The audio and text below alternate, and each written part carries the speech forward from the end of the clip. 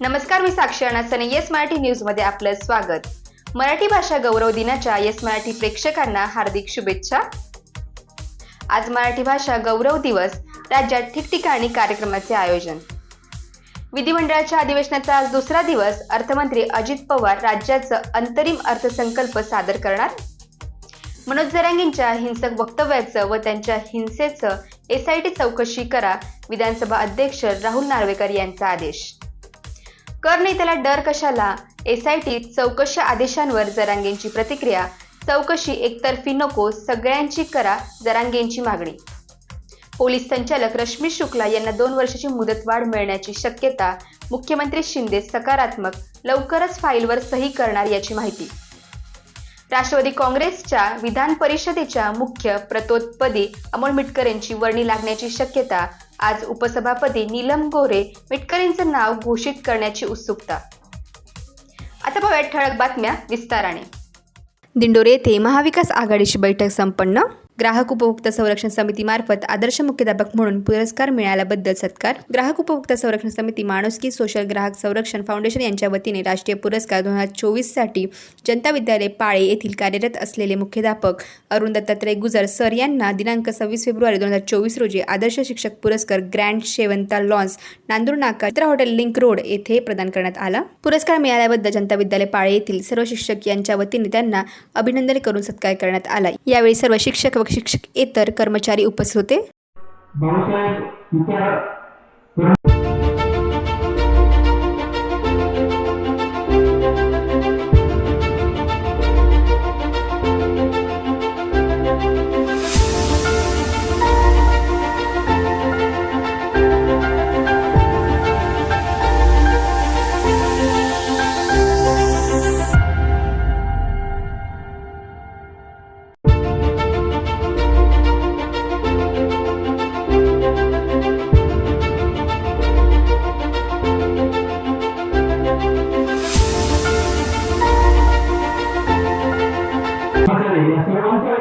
हार्दिक अभिनंदन करतो आणि सरांचा या ठिकाणी सर्वांनी सत्कार करावा। आपल्या विद्यालय परिवारातर्फे आपल्या परिवाराची जी गरज आहे, आपल्या सर्वांना खूप आनंद झाला आहे। तो आनंद आपण आता त्यांच्या बुके घेऊन, त्याप्रमाणे शाल घेऊन ज्येष्ठ शिक्षक श्री जाधव सर यांनी त्यांचा सत्कार करावा अशी त्यांना विनंती करतो। होते येस मराठीसाठी संदीप पाटील, कळवण। दिंडोरी येथे दिंडोरी लोकसभा मतदारसंघाच्या निवडणुकीच्या पार्श्वभूमीवर कैलासवासी पोपटराव जाधव संकुलमध्ये महाविकास आघाडीची बैठक संपन्न झाली। या बैठकीप्रसंगी राष्ट्रवादी काँग्रेस शरद पवार गटाचे व कांद्याचे चेअरमन श्रीरामजी शेट्टे साहेब, जिल्हा कार्याध्यक्ष दत्तात्रय पाटील, शिवसेनेचे दिंडोरी लोकसभा संपर्क प्रमुख जयंत दिंडे, उपजिल्हा प्रमुख नाना मोरे, मराठा प्रसारक संस्थेचे संचालक प्रवीण नाना जाधव, शिवसेना उपजिल्हा प्रमुख नाना मोरे, काँग्रेसचे प्रकाशजी पिंगळ, सुनील आव्हाड, तसेच वाळू जगताप, कादवाचे संचालक बाळासाहेब जाधव, रामदास पाटील, रघुनाथ मोरे, किशोर जाधव, जगन साताळे यांच्यासह शेकडोंच्या संख्येने महाविकास आघाडीचे कार्यकर्ते व पदाधिकारी उपस्थित होते। या बैठकीप्रसंगी आघाडीच्या कार्यकर्त्यांना काही सूचना केल्या व आघाडी देईल त्या उमेदवाराचे काम करण्याचे मार्गदर्शन केले। सर्व सन्माननीय नेतेगण, सगळ्याच पक्षांचे अध्यक्ष, सर्व उमेदवारी मंडळी, युवक मित्र आणि तो का वाढला त्याचा सविस्तर खुलासा या टीव्ही साहेबांनी केला। मी परत जात नाही। माझी एवढीच एक विनंती, बंधूंनो, या ठिकाणी काँग्रेसनं काय केलं असं म्हटल्यावर माझा उल्लेख केला म्हणून की ज्या देशामध्ये सतीश देशमुख, पांडुरंगजी गणोरे, उत्तमराव जाधव, सर्व सन्माननीय व्यासपीठ, काँग्रेस नाव घेता थोडा गोंधळ होईल, एवढे नाव घ्यायची सवय नाही गुलबतात आहे। उठलो प्रमुख म्हणून उठलो, भाषण करायला सुरुवात केली, काय भरोसे करायचं, शामराव सुरुवात केली। परंतु आधीच्या वक्त्यांनी सांगितलं नावं घेऊ नका, सन्माननीय व्यासपीठ म्हणाल पुढे सर। माझ्या माहितीप्रमाणे नावं हे घेतलेच पाहिजे। काळ बदललाय, 40 कोटी आले, 22 कोटी आले, 25 कोटी आले, 27 कोटी आले। अरे कोटीच्या कोटी उठायला चालू हे फक्त यांचा प्रपंच साधण्यासाठी पाळलेले आहेत, हे काही देशाची सेवा करायला गेलेली नाहीये, कशासाठी केलेली नाहीये. म्हणून हे लक्षात ठेवा, जी माणसं स्वतःच्या सुट्ट्याला होती, जी माणसं ज्या बाळासाहेब ठाकरेंनी लोकसभेची निवडणूक कोण हा भाग करू नये, परंतु हा जो विचार हा भाजपचा आहे की म्हणून समजून आम्हाला देशाला न परवडणारी भविष्यामध्ये मला वाटतं जर आपण चुका केल्या आणि लोकांच्या घराघरापर्यंत आपण पोहोचलं या ठिकाणी प्रत्येक कार्यकर्त्यांनी आता काँग्रेसच्या असतील, राष्ट्रवादीच्या असतील, आपल्या गावातले वाद असतील, इतर निवडणूक. येस मराठीसाठी अशोक निकम, नारायण राजगुरू, दिंडोरी. दिंडोरी नगरपंचायतीच्या स्वीकृत नगरसेवकपदी संतोष आंबेकर यांची बिनविरोध निवड झाली. निवडणूक निर्णय अधिकारी तथा तहसीलदार मुकेश कांबळे यांच्या अध्यक्षतेखाली निवडणूक घेण्यात आली. रिक्त असलेल्या स्वीकृत नगरसेवक पदासाठी संतोष आंबेकर यांचा एकमेव अर्ज दाखल असल्याने आंबेकर यांची बिनविरोध निवड झाल्याची घोषणा निवडणूक निर्णय अधिकारी तथा तहसीलदार मुकेश कांबळे यांनी केली. निवडीनंतर तहसीलदार मुकेश कांबळे, मुख्य अधिकारी संदीप चौधरी, नगराध्यक्ष सौ कल्पना गांगोडे, नगरसेवक व ग्रामस्थांच्या वतीने आंबेकर यांचा सत्कार करण्यात आला. यावेळी आंबेकर यांनी छत्रपती शिवाजी महाराज व डॉक्टर बाबासाहेब आंबेडकर यांच्या पुतळ्यास पुष्पहार अर्पण करून अभिवादन केले. आज दिंडोरी नगरपंचायतच्या स्वीकृत नगरसेवकपदी माननीय रामदासजी चारोस्कर साहेब यांच्या आशीर्वादाने मला संधी मिळाली. त्याचप्रमाणे दिंडोरी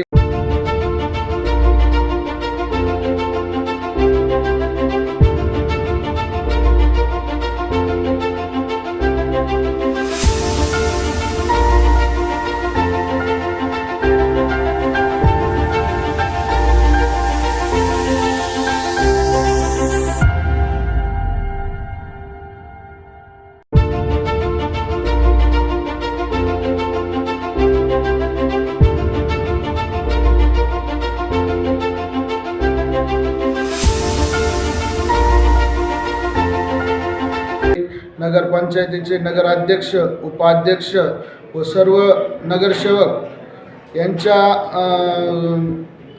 सहकार्याने मला आज स्वीकृत नगरसेवकपदी माझी निवड झाली. मी त्यांच्या तरी मी त्यांच्या विश्वासाला तडा जाऊन देणार नाही आणि माझ्या प्रयत्नाने मी सदैव स्वीकृत पदाचे व्यवस्थित कामकाज बघेल. येस मराठीसाठी अशोक निकम, दिंडोरी. विधान परिषदेत अर्थसंकल्पीय अधिवेशनात माननीय मुख्यमंत्री एकनाथ शिंदे बोलत होते. ते म्हणाले की ते आरक्षण आपण दिलं, आता आरक्षण दिल्याबरोबर हे आरक्षण टिकणार नाही अशा प्रकारची चर्चा बाहेर सुरू केली. खरं म्हणजे दुर्दैवी आहे. जर आपण आणि यामध्ये आरक्षण टिकणार नाही याची कारणं आहेत कोणाकडे, तर कारणं नाहीत, पण आरक्षण टिकणार नाही. माझं सभापती महोदया या सभागृहाला देखील सांगणं आहे की गेले अनेक वर्ष मराठा समाज आरक्षणासाठी मागणी करत होता. अनेक आंदोलनं झाली, 56 मोर्चे, लाखांचे मोठे मोर्चे या मुंबईमध्ये झाले, अतिशय शांततेने झाले आणि ते मोर्चे शिस्तबद्ध पद्धतीने झाले. त्या मोर्चाची कोणी टिंगल चेष्टा केली हा विषय मी आज बोलत नाही, परंतु एवढ्या शिस्तीने मोर्चे निघालेले संपूर्ण देशाने जगाने पाहिले आणि मराठा समाज संयमी आहे, मराठा समाज शिस्तीने वागणारा आहे अशा प्रकारचं त्यांच्या त्या मोर्चांमधून त्यांनी स्पष्ट करून दिलं. आता या आरक्षण देत असताना मनोज जरांगे पाटील यांनी मराठवाड्यातल्या कुणबी प्रमाणपत्र ज्यांच्या नोंदी जुन्या आहेत त्यांना कुणबी दाखले मिळत नाहीत अशा प्रकारची मागणी केली. मी आपल्याला सांगू इच्छितो सभापती महोदया, जवळपास संपूर्ण या आपल्या राज्याची यंत्रणा, मराठवाड्याची यंत्रणा कामाला आपली लागली. प्रत्येक जिल्ह्यामध्ये एक विशेष कक्ष स्थापन केला. 2-2.5 लाख लोक काम करत होते आणि ज्या नोंदी सापडत नव्हत्या त्या सापडू लागल्या. ज्या नोंदी, त्याचा कायदा होता पूर्वीपासून, मराठा समाजाच्या नोंदी असतील तर त्यांना प्रमाणपत्र मिळालं पाहिजे 1967 पूर्वीच्या, ते आम्ही सुरू केलं. त्यानंतर आणखी त्यापुढे जाऊन आपण जस्टिस शिंदे समितीला हे काम दिलं. जस्टिस शिंदे समिती इतक्या म्हणजे बारकाईने त्याच्यावर काम करत होती की मनोज जरांगे पाटील स्वतः म्हणाले की जस्टिस शिंदे समितीचं काम अतिशय उत्तम आहे आणि यांना आणखी आपण मुदतवाढ दिली पाहिजे. मग तेलंगणा, हैदराबाद या ठिकाणचे देखील जी काही रेकॉर्ड्स आहेत जुनी, ती रेकॉर्ड जसं जसं ते सांगत गेले तसं तसं आपण त्या ठिकाणी करत गेलो, हे मी मुद्दाम सांगतो. आणि पूर्णपणे सरकारने मराठा समाजाला न्याय कसा मिळेल या बाबतीमध्ये भूमिका घेतली. भूमिका घेत असताना जरांगे पाटील यांनी पहिलं कुणबी नोंदी ज्या जुन्या आहेत तो कायदा आपला आहे, 2000चा कायदा आहे, 2012चे रूल्स आहेत, 1967 पूर्वीचे जे काही दाखले आहेत, नोंदी आहेत, त्यांना आपण ब्लड रिलेशनला यामध्ये आपण द्यायचा निर्णय घेतला, त्याप्रमाणे प्रमाणपत्र देऊ लागलो. त्यानंतर मनोज जरांगे पाटील यांनी दुसरी मागणी या ठिकाणी केली की सरसकट पाहिजे. सरसकट हे आरक्षण प्रमाणपत्र हे देताच येणार नाही. त्यांना सांगितलं कायदेशीर हे टिकणार नाही, कायद्याच्या कसोटीवर टिकणार नाही. अनेक लोक कोर्टात गेले होते, त्यांचे सहकारी देखील कोर्टात गेले होते, परंतु कोर्टाने ते फेटाळलं, रिजेक्ट केलं. आणि म्हणून आम्ही त्यावेळेस असं इतिहासात पहिल्यांदा झालं, 3 निवृत्त न्यायाधीश आम्ही तिकडे पाठवले आणि त्यांना ज्या काही चर्चा होती ती चर्चा केली. त्यानंतर मग दुसरा विषय आला. हे गेल्यानंतर मग सरसकट नंतर सगळे सोयरेचा विषय.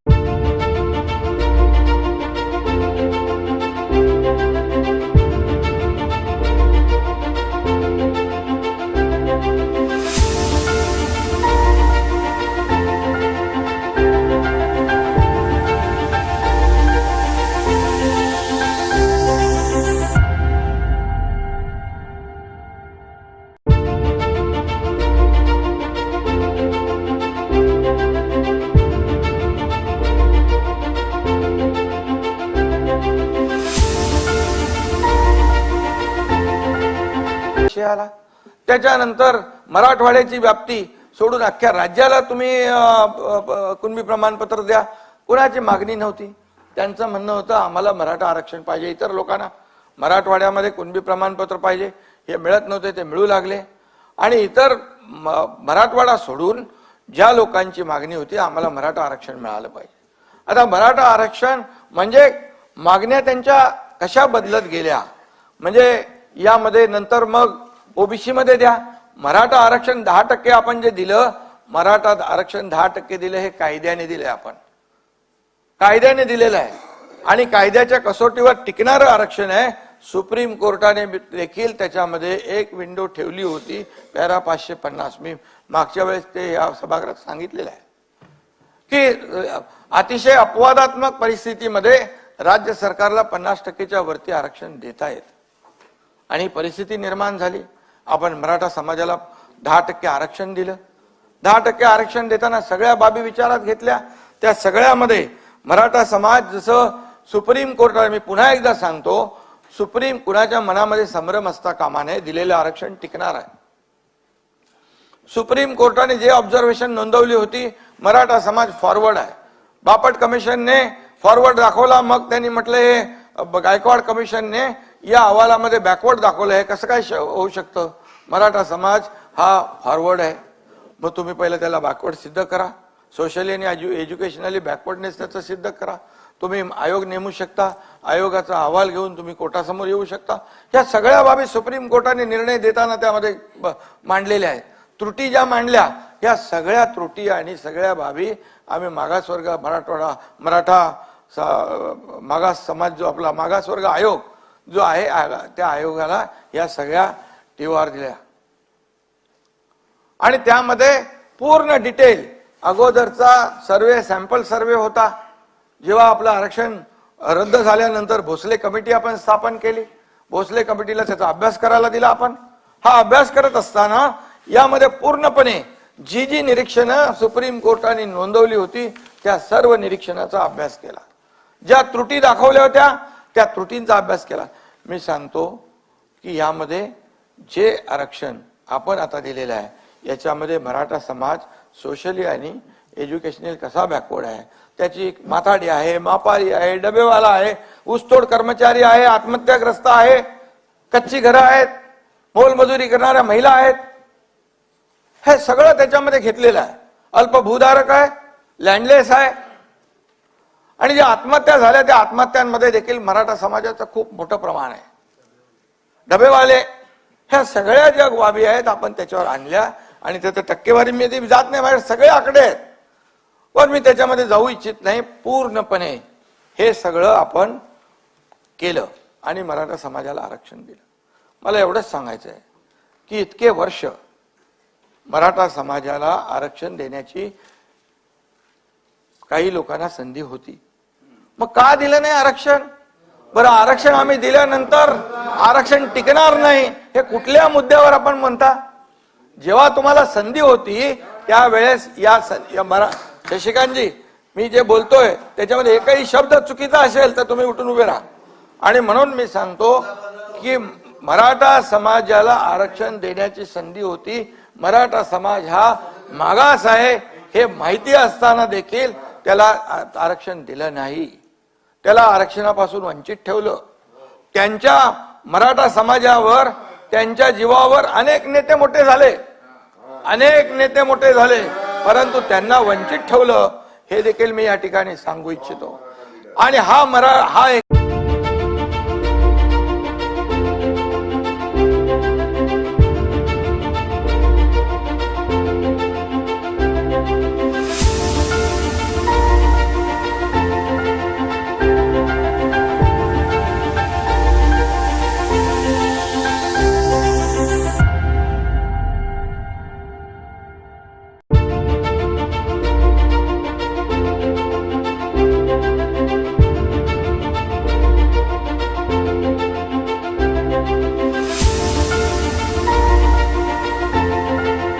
एकनाथ शिंदे या मराठा समाजाला आरक्षण देण्यासाठी जाहीर छत्रपती शिवाजी महाराजांची शपथ घेतो. कोणी धाडस दाखवलंय? मला सांगा. मी दाखवलंय. माझी भूमिका प्रामाणिक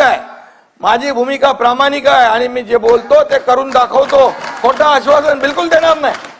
आणि मी सांगितलं ओबीसी समाजाचं आरक्षण, इतर समाजाच्या आरक्षणाला धक्का न लावता हे आरक्षण देणार. त्याप्रमाणे आमचं सगळं काम चालू होतं आणि त्यामुळेच मी ते बोललो. आणि त्याच्यानंतर त्याच्यापूर्वी इतक्या वर्षामध्ये आता आपण जेव्हा देवेंद्रजी मुख्यमंत्री होते त्यावेळेस देखील हे मराठा समाजाला आरक्षण आपण दिलं. आम्ही होतो, चंद्रकांत दादा कमिटीत होते, आम्ही सगळ्या कमिटीमध्ये होतो. आणि त्यावेळेस देखील ते दिलेलं आरक्षण हायकोर्टमध्ये टिकवलं. सुप्रीम कोर्टामध्ये देखील जोपर्यंत सरकार होतं, मुख्यमंत्री देवेंद्रजी होते, आम्ही सगळे होतो, तोपर्यंत ते आरक्षण रद्द झालं नाही. ही वस्तुस्थिती मी सांगतोय तुम्हाला. ज्या पद्धतीने आरक्षण तिथे कोर्टामध्ये ज्या बाबी मांडायला पाहिजे होत्या, जे पुरावे द्यायला पाहिजे होते, जे ट्रान्सलेशन करायला पाहिजे होतं, ज्या बाबी कोर्टासमोर आणायला पाहिजे होता, 2008 नंतर बापट कमिशनने जे निकष लावले होते, 2008 नंतर बदललेली परिस्थिती कोर्टासमोर विशद करायला पाहिजे होती. ह्या सगळ्या गोष्टी आणि त्याचं बॅकवर्डनेस जे आहे हे पूर्णपणे कोर्टासमोर मांडण्याची आवश्यकता होती. दुर्दैवाने ते झालं नाही. मी आणि म्हणून मी एवढंच सांगतो की ते टिकलं नाही. आणि मग तेव्हा कोर्टाने निर्णय दिला, त्या निर्णयाच्या अनुषंगाने आपण या सगळ्या आणि मराठा समाजाला आरक्षण देण्याबद्दल देवेंद्रजींच्या मुख्यमंत्री पद असताना आम्ही दिलं. मग असं असताना आता हे दिलेलं आरक्षण कसं टिकेल पाहिजे, आपण सगळ्यांनी मिळून एकमताने केलेलं आहे. मग त्याच्यावर शंका निर्माण करण्याचं कारण काय? म्हणजे समाजामध्ये संभ्रम निर्माण करणे, समाजामध्ये अस्वस्थता निर्माण करणे हा हेतू आहे का कोणाचा? मग मी सांगतो की या सर्व तुमच्याकडे बोलणाऱ्यांकडे काही हे आहेत, कारण आहेत की हे कसं टिकणार नाही ते तरी सांगा, मग आम्ही त्याच्यावर उत्तर देतो. आज अर्थमंत्री अजित पवार यांनी विधानसभेत राज्याचा अंतरिम अर्थसंकल्प सादर केला. पाहूयात त्याची काही हायलाइट्स. कुसुमाग्रजांना अभिवादन करून अर्थसंकल्पाला सुरुवात करण्यात आली. प्रथमतः जुन्नरमध्ये शिवसंग्रहालय उभारणार. केंद्राकडून जीएसटीचे 8,616 कोटी रुपये मिळाले. राज्यात 6 वंदे भारत एक्सप्रेस सुरू झाल्या. ईस्टर्न फ्रीवेचा विस्तार ठाण्यापर्यंत होणार. 11 किल्ल्यांना जागतिक पातळीवर नेण्यासाठी प्रस्ताव मांडण्यात येणार. राज्यातील गुंतवणूक वाढवण्यावर भर. सोलापूर तुळजापूर धाराशिव रेल्वे मार्गासाठी भूसंपादन सुरू. रत्नागिरीच्या मिरकरवाडा बंदराचं आधुनिकीकरण करणार. 7,500 किमी रस्त्याचे कामे हाती घेणार. भारतातील पहिल्या मुंबई अहमदाबाद बुलेट ट्रेनचं भूसंपादन पूर्ण.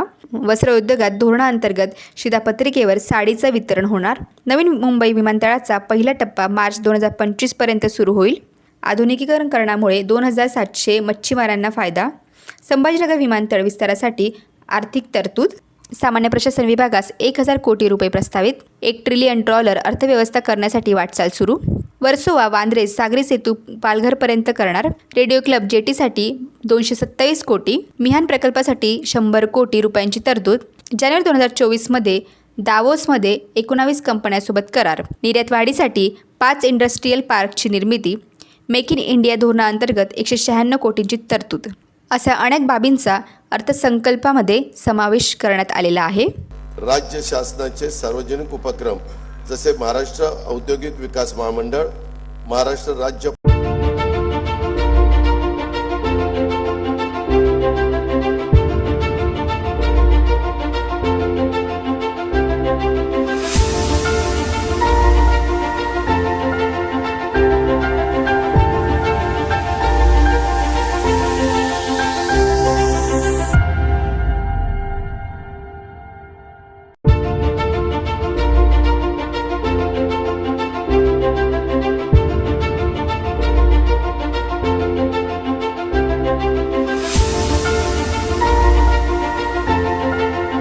पायाभूत सुविधा विकास महामंडळ, शहर आणि औद्योगिक विकास महामंडळ, महाराष्ट्र राज्य रस्ते विकास महामंडळ, महारेल याशिवाय मुंबई, पुणे आणि नागपूर महानगर प्रदेश विकास प्राधिकरणे, मेट्रोसाठी उभारलेले विविध विशेष हेतू कंपन्या, बृहन्मुंबई आणि अन्य महानगरपालिकेच्या माध्यमातून पायाभूत सुविधांचे अनेकविध प्रकल्प हाती घेऊन ते कालबद्धरित्या पूर्ण करण्यात येत आहे.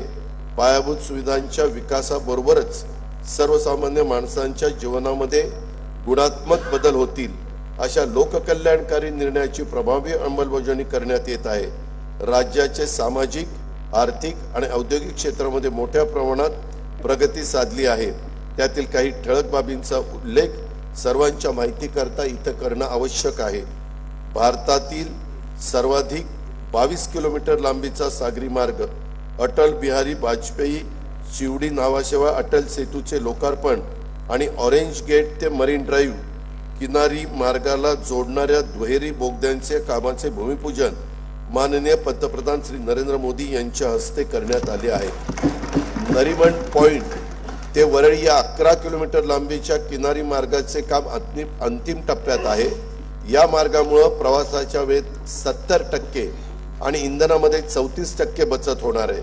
स्वातंत्र्यवीर सावरकर वर्सोवा वांद्रे सागरी सेतूचे काम प्रगतीपथावर असून त्या मार्गाचा विस्तार पालघरपर्यंत करण्याचे नियोजन आहे.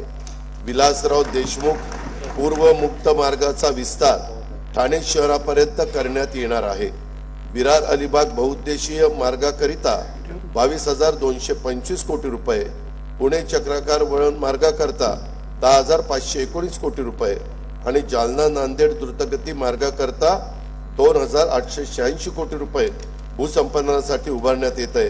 कोकण रायगड जिल्ह्यातील रेवस ते सिंधुदुर्ग जिल्ह्यातील रेड्डी दरम्यानच्या सागरी महामार्गावरील 9 मोठ्या पुलांच्या पैकी 3 पुलांच्या कामांना प्रशासकीय मान्यता देण्यात आली असून ते निविदा स्तरावर आहे. रस्ते, बंदरे, विमानतळ, रेल्वे, मेट्रो, वीज या व अशा 22 पायाभूत विकास क्षेत्रातील प्रकल्प राबवण्यासाठी महाराष्ट्र राज्य पायाभूत सुविधा विकास महामंडळ स्थापन करण्यात आले. या महामंडळामार्फत एन्युटी योजना भाग 2 अंतर्गत 7,500 किलोमीटर रस्त्यांची कामे हाती घेण्यात येणार आहेत. सन 2024-25 या वर्षासाठी कार्यक्रम खर्चाकरता नगरविकास विभागास 10,629 कोटी रुपये आणि सार्वजनिक बांधकाम रस्ते विभागास 19,936 कोटी रुपयाचा नियतव्यय प्रस्तावित आहे. ग्रामीण भागातील दळणवळण अधिक गतिमान करण्यासाठी मुख्यमंत्री ग्राम सडक योजनेचा टप्पा 2 मधील 10,000 किलोमीटर रस्त्यांव्यतिरिक्त आणखी 7,000 किलोमीटर रस्त्यांच्या लांबीच्या रस्त्यांची दर्जोन्नती करण्याचा निर्णय घेण्यात आला आहे. त्यासाठी 7,600 कोटी रुपयाचा खर्च अपेक्षित आहे. भारतातील पहिली बुलेट ट्रेन मुंबई ते अहमदाबाद या जलद गती रेल्वेचे मार्ग प्रकल्पाचे महाराष्ट्रातील भूसंपादन जवळपास पूर्ण झाले आहे. मुंबई महानगर प्रदेशात उभारावयाच्या 337 किलोमीटर लांबीपैकी 263 किलोमीटर लांबीच्या मेट्रो मार्गिका मंजूर असून 46.5 किलोमीटर लांबीच्या मार्गिका कार्यान्वित झालेल्या आहेत. सुमारे 6 लाख प्रवासी दररोज या सुविधेचा लाभ घेत आहेत. राज्य शासनाच्या आर्थिक सहभागातून सुरू असलेली अहमदनगर, बीड, परळी, वैजनाथ, वर्धा, यवतमाळ, नांदेड, वरसा, देसाईगंज, गडचिरोली आणि नागपूर, नागवीड रेल्वे प्रकल्पाची कामे प्रगतीपथावर आहेत. कल्याण, मुरबाड, पुणे, नाशिक, सोलापूर, तुळजापूर, धाराशिव या नवीन रेल्वे मार्गाची भूसंपादन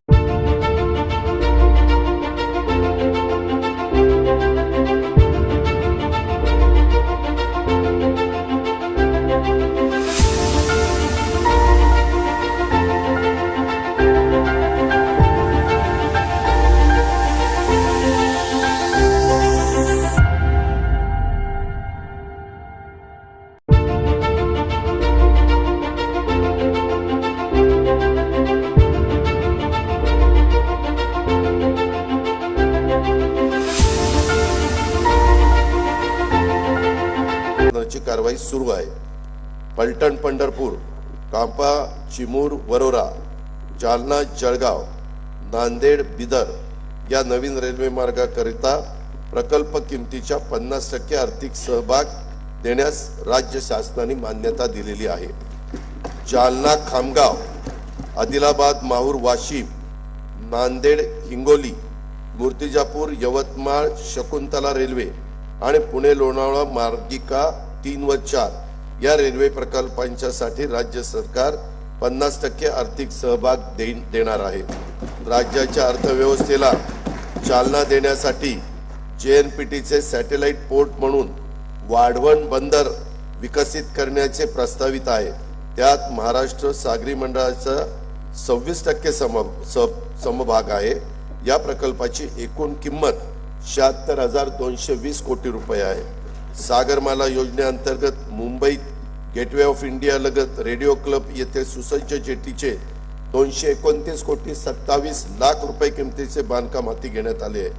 रत्नागिरी जिल्ह्यातील भगवती बंदर येथे सुमारे 300 कोटी रुपये, रायगड जिल्ह्यातील सागरी दुर्ग जंजिरा येथे सुमारे 111 कोटी रुपये, तर मुंबई जवळ एलिफंटा येथे सुमारे 88 कोटी रुपये रकमेची बंदर विकासाची कामे हाती घेण्यात येत आहेत.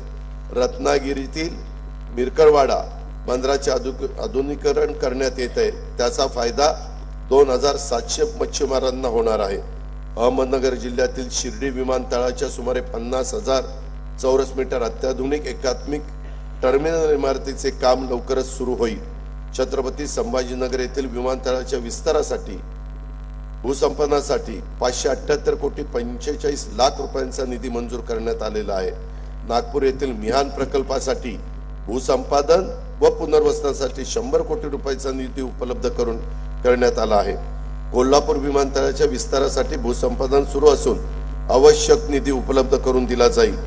अमरावती येथील बेलोरा येथील विमानतळाच्या धावपट्टीचे विस्तारीकरण पूर्ण झालेले रात्रीची विमानसेवा सुरू करण्याची कामे सध्या सुरू आहेत. नवीन मुंबई विमानतळाचं काम वेगाने सुरू असून त्याचा पहिला टप्पा मार्च 2025 पर्यंत कार्यान्वित होईल. सन 2024-25 या वर्षाच्या साठी कार्यक्रम खर्चाकरता ग्राम विकास विभागास 9,280 कोटी रुपये, गृह परिवहन बंदरे विभागास 4,094 कोटी रुपये आणि सामान्य प्रशासन विभागास 1,432 कोटी रुपयाचा नियतव्यय प्रस्तावित आहे. राज्यातील उद्योग क्षेत्रातील विकासासाठी औद्योगिक, इलेक्ट्रॉनिक्स, अवकाश व संरक्षण उत्पादन धोरणे सुधारित करण्यात येत असून नवीन सूक्ष्म, लघु व मध्यम उपक्रम धोरण तयार करण्यात येत आहे. जानेवारी 2024 मध्ये स्वित्झर्लंडमधील दावोस येथे आयोजित जागतिक आर्थिक परिषदेमध्ये राज्य शासनाने 19 कंपन्यांसोबत सामंजस्य करार झाले आहेत. त्याद्वारे 3 लाख कोटीहून अधिक रुपयाची गुंतवणूक आणि सुमारे 2 लाख रोजगार निर्मिती होणार आहे. राज्याचे एकात्मिक व शाश्वत वस्त्रोद्योग धोरण 2023 ते 28 जाहीर करण्यात आले आहे. या धोरणाअंतर्गत प्रथमच अंत्योदय शिधापत्रिकेवर सार्वजनिक वितरण प्रणालीद्वारे एका कुटुंबास एक साडीचे मोफत वाटप करण्याची कारवाई सुरू आहे. औद्योगिक क्षेत्रात लघु वस्त्रोद्योग संकुले स्थापन करण्यास भांडवली अनुदान देण्याची योजना सुरू करण्यास मान्यता देण्यात आली आहे. राज्यात 18 लघु वस्त्रोद्योग संकुले स्थापन करण्यात येणार आहे. त्याद्वारे सुमारे 36,000 नवीन रोजगार अपेक्षित आहे. निर्यातीला प्रोत्साहन देण्यासाठी पायाभूत सुविधा विकास कार्यक्रमास 450 कोटी आणि निर्यात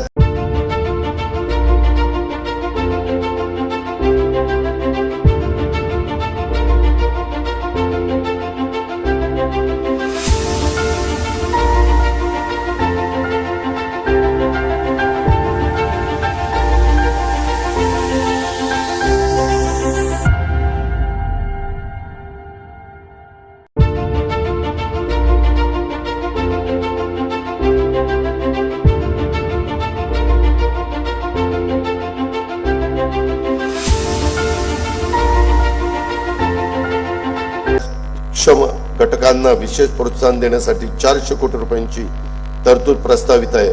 निर्यात वाढीसाठी राज्यात 5 इंडस्ट्रियल पार्क तयार करण्यात येत आहे.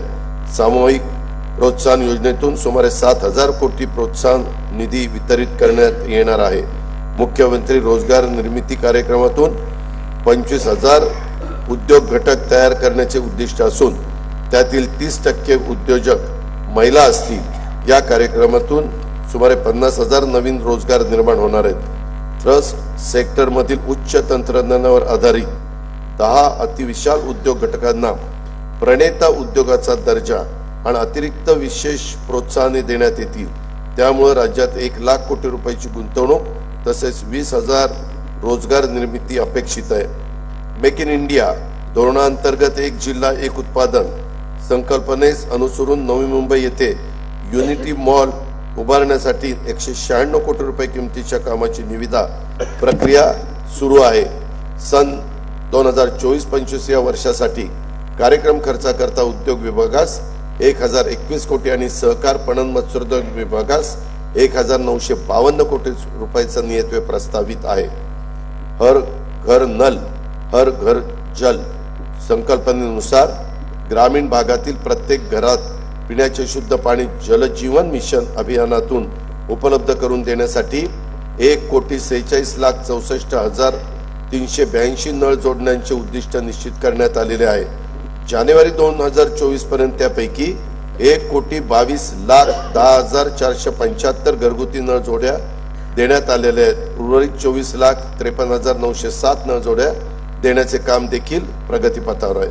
अमृत 2 अभियानांतर्गत 145 शहरातील 28,315 कोटींचे 312 प्रकल्प मंजूर करण्यात आले. त्यात पाणी पुरवठा, मलनिस्सारण, सरोवर पुनरुज्जीवन आणि हरित क्षेत्र विकास प्रकल्पाचा समावेश आहे. महाराष्ट्र सुवर्ण जयंती नगरोत्थान महाअभियान सन 2030 पर्यंत राबवण्यात येणार आहे. या महाअभियानात सर्व नागरी स्थानिक स्वराज्य संस्थांचा समावेश असून त्यांच्या वर्गीकरणानुसार शासनाकडून प्रकल्प किमतीच्या 50 ते 95% निधी उपलब्ध करून देण्यास मान्यता देण्यात आलेली आहे. अशाच प्रकारच्या ताज्या घडामोडींसाठी येस मराठी न्यूज यूट्यूब चॅनलला शेअर करा, सबस्क्राईब करा, लाईक करा आणि पाहत राहा येस मराठी न्यूज.